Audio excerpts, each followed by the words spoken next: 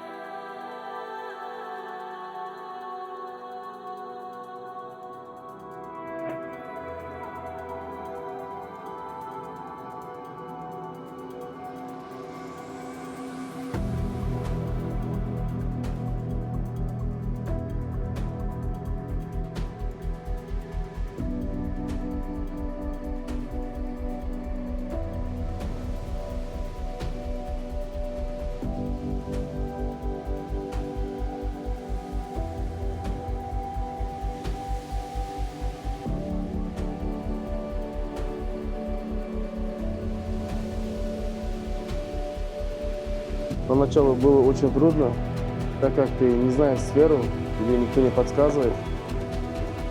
Бывало, что не знаешь, какие разрешительные документы тебе необходимы.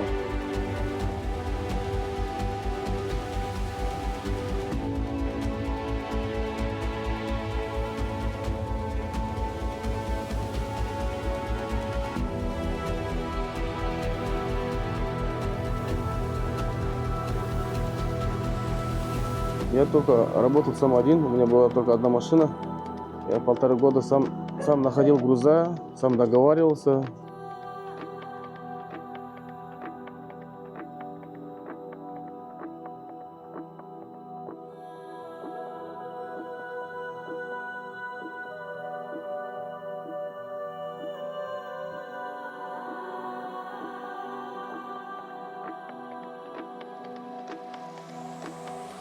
Поначалу было очень трудно. Я только работал сам один.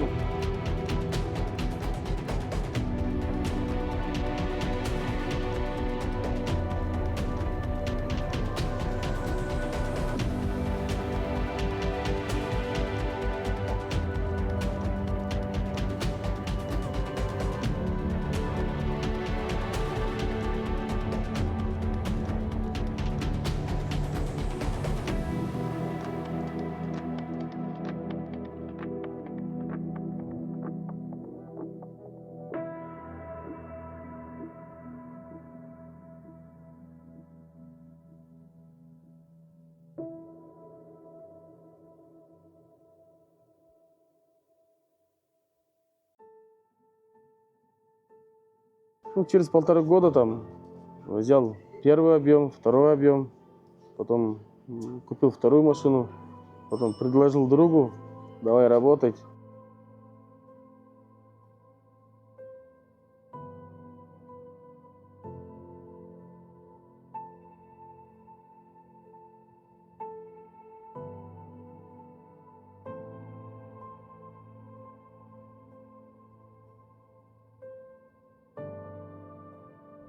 Первая работа, вторая работа. Ну, учились в основном на ошибках. Нам никто не помогал своими знаниями, своим трудом. Где-то много ошибались. Как говорится, ошибка учит человека, мы на ошибках учились.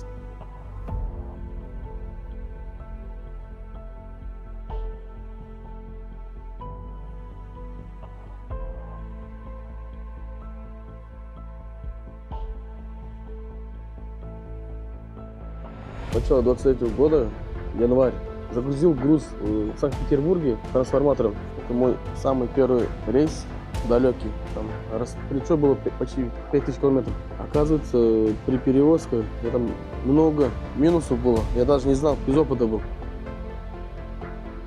Как выехал с завода через 100 километров, у меня, 8 новых колес стрельнуло. Там 1,5 дня, пока колеса менял, сам бортировал колеса. Проехал границу, еду.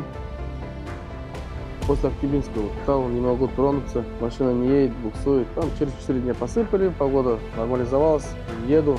Через 300 километров на повороте у меня одна ось, она ломается, трал едет криво, я ось поднял.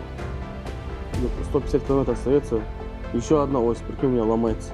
Вот на 2 осях мы через перевал доехали до выгрузки. На выгрузке задом дали, одна подушка стрельнула. Все разбежались, мы такие выгрузили, самый дальний рейс не такой был.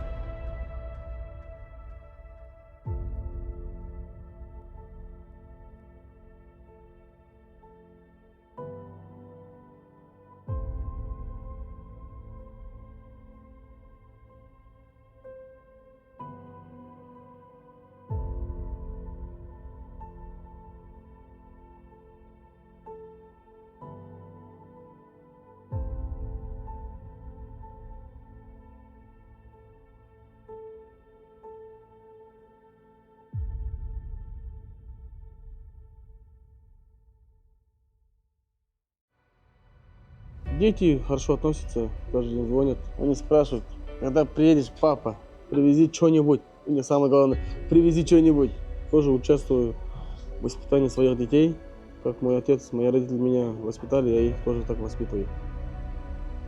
Жена хорошо относится, все организовывает дома. Уют, чистота, порядок, теплота. Тоже жене тоже спасибо. Ну, главное, поддерживать всегда.